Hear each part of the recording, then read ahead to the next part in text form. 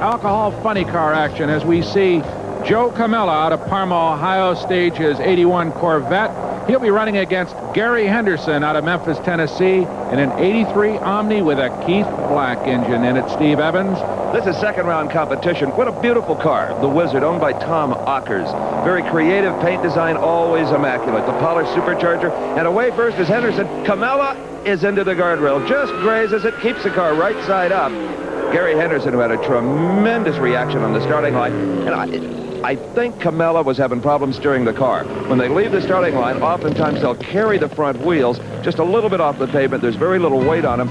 And even though Joe was steering hard to the left, the car at this point just has a mind of its own. Maybe a pound or two more air pressure in one tire than the other causes it to go to the right. And even though Camella steers to the left and his foot's still on the throttle, boom, into the guardrail.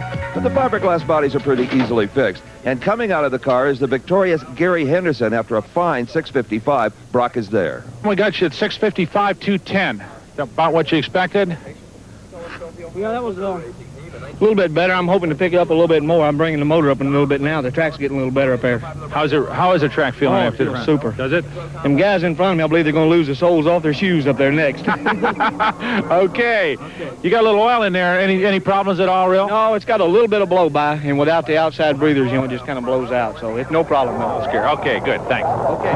Gary wasn't kidding either. We've seen a lot of shoes stuck to this starting line throughout the weekend. Here is Don Gerardo, a former world champion. He's up against the yellow car in the left or far lane, the reigning world champion. That is Bobby Gottschalk driving the Bob Schmidt Chevrolet Entry. Now, last year, Gottschalk accumulated more points on the circuit than any other driver, and he proudly wears that number 1 on the side of his car. It's been a number of years since Don Gerardo was world champion, but he has still been very competitive on the circuit. And away first is Bob Gottschalk in the far lane, the yellow car. Gerardo challenging, but he doesn't have enough muscle. On the far end of the racetrack, it is Bob Gottschalk at a 6.62. That's really a little off the pace for the world champ at 206 miles an hour.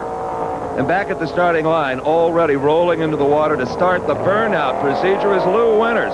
Lou will be up against Pat Walsh. This is the furthest either of these drivers have ever gone in big-time competition. Brock is with the world champ. Last time we saw you had some problems to get it all fixed, huh? Yeah, we had to change a piston and do a couple valves. I think we're in there.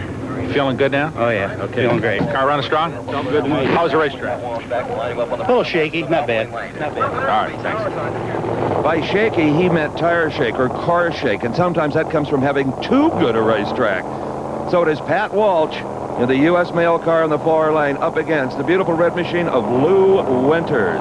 One of these drivers will advance to the semifinals as they bring the RPMs up.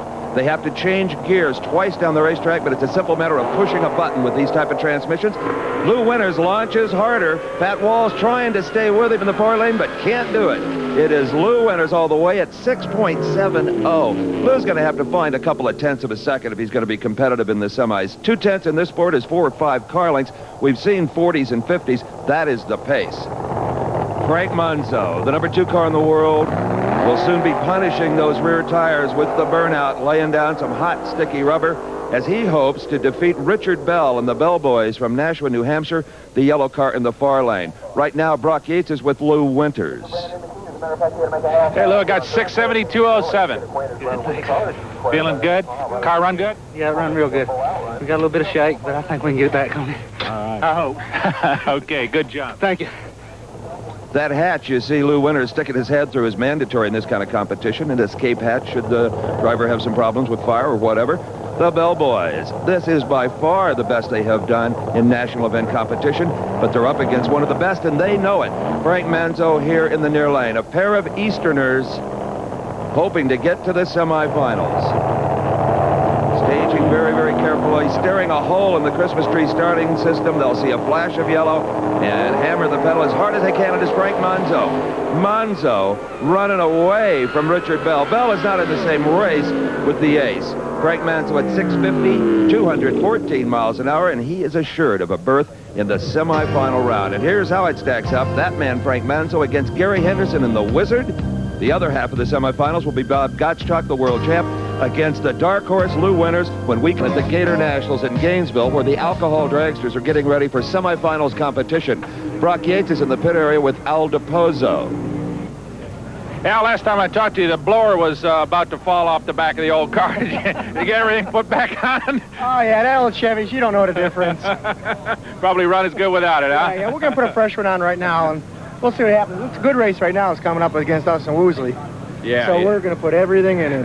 What'd you do? Did you shear some bolts off? Is that all in half? It looks like the front seal in the front of the blower has let the oil drain inside the blower. Okay. So that's why it slowed down a little bit. But you're feeling good. You got everything buttoned up now? Yeah, we're getting there. We're getting there. Another 10 minutes, we'll be ready. All right. Well, good luck. Thanks, Al. Thank you. For sure. So while the crew concentrates on the engine and the supercharger, Al DePozo himself will take care of the all-important transmission maintenance. Just a few trailers down from Al is Bubba Sewell, the 19-year-old kid from Texas. That's his dad giving him a hand as they have got this engine just about back together. Bubba is only 2 win lights away from what could be his first ever national event victory. Ed Bruce is with a special guest. In fact, the man that invented this sport. With me now is the president and founder of the National Hot Rod Association, Mr. Wally Parks. Mr. Parks, nice to see you, sir. Thank you. I know there are a lot of levels of competition in drag racing. How did the alcohol cars develop? Actually, it developed as a part of the evolution of the sport. It started out purely as a gasoline-powered, street-driven type of thing, but as the cars were looking for more and more horsepower, the builders were on the thing. They came up with what they considered to be exotic fuel, and alcohol was the one that came into being. But it seems to me that the intensity of the competition is at least equal to that of the pros. It carries over into the expertise of the crews and even sometimes the sophistication of the cars. Do the alcohol cars sometimes serve as a stepping stone to the pros? They definitely do that. They're just as tricky to build and require just as much expertise as far as the construction of the car and the handling of the car. Costs a little bit less, and we've got some very successful professional racers now that have come out of the alcohol ranks. Mr. Parks, thanks for taking the time to talk to us, and congratulations on building a great racing organization. Thank you for being with us. Let's go back to the track for more racing. All right, thank you, Ed and Wally. Wally Parks, certainly one of the most respected men in American motorsports, Brock. No question about it. And here we have Linwood Kraft out of Hollands, Vermont against Mike Mazza, Mount Vernon, Ohio, restaurant owner in his 77 Vega. This is the semifinals of Super Gas competition, and we'll remind you again that not only do they race each other, but they race the clock. You cannot run quicker than 990, or that is the magic number, the perfect number, a 9.90, which Mike Mazza was able to do in the preceding round. It's interesting that Kraft has almost 100 more cubic inches in that little Dodge Colt than Mazza has. He could have 400 more, Brock, and it wouldn't matter because that 990 is the great equalizer. Typically close Super Gas competition as they near the finish line. The win computer says it's Kraft getting there first, but he runs too quick. Mike Mazza in the far lane wins it at 993, 129 miles an hour. He will go into the final round to come. And the last pair in the Super Gas semifinal, Steve Cohen, 68 AMX, Johnny LeBeau, 80 Dodge Omni. Brock, there's a problem with Cohen. He has overstaged the American Motors car. I think his brakes have failed. He could not hold it on the starting line. There is a foul start resulting. He is out of competition. It will be in the tower lane, Johnny LeBeau. Now, he runs a 9:59, but he's not disqualified because the race was over when the red light happened. Here's how it sets up in the Super Gas final, Mazza versus LeBeau. We'll be back with that and also alcohol, dragster, and funny car semis after this. Like drag racing in Gainesville, Florida? Ask these people as they watch more action, the Gatornationals. We're set for the semifinals in the alcohol dragster competition, and they have good reason to be excited, Brock. We've got 2 perfectly matched competitors. This is Don Woosley of Winchester, Kentucky, backing up after the burnout, taking instructions from his crew. The people outside the car can be almost as important as the driver sometimes. Woosley getting ready to race Al DePozo. DePozo is in the far lane with that Chevrolet car. He got the supercharger back on it. Everything in good shape. No smoke out of either engine. They appear to be in good condition. DePozo right here. Woosley in the near lane, the yellow car. A starting line advantage could be all important here. Both drivers looking for the hole shot as they bring the RPMs up to about 9,000. They're gone, and up in the air goes DePozo. He is sideways.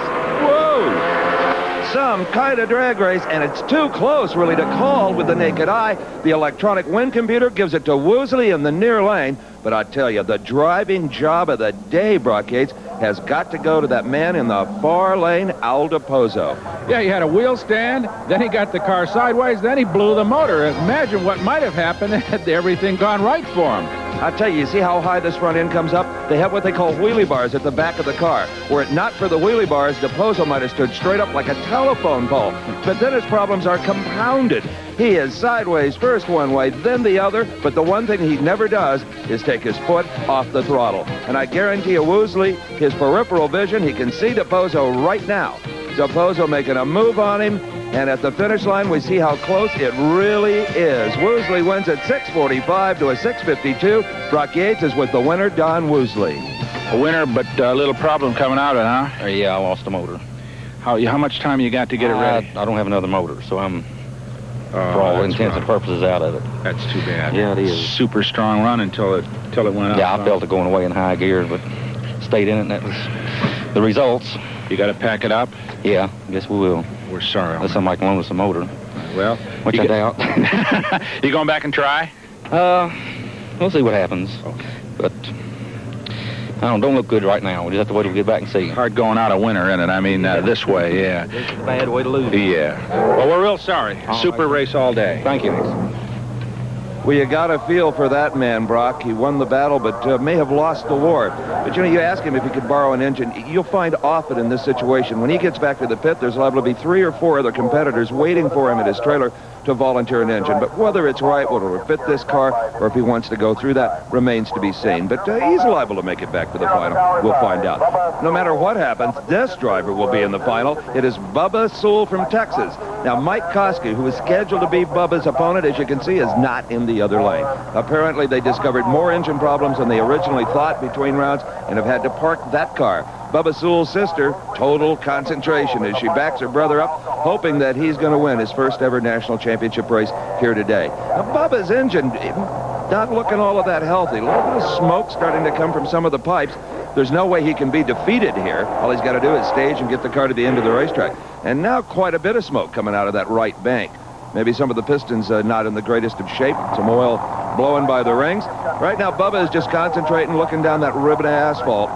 And remains to be seen if he takes it easy or not. He could idle down at 5 miles an hour or 200 miles an hour. It's his decision at this point. Bubba Sewell goes into the final round, where hopefully he'll race Don Woosley if Woosley can find another motor. Bubba leaves the starting line as hard as he can. Bubba Sewell a little out of the groove, and Bubba gets off the throttle to save what he's got left with a 667 at only 172 miles an hour. So the alcohol final should be Bubba Sewell and Don Woosley. We'll be back with the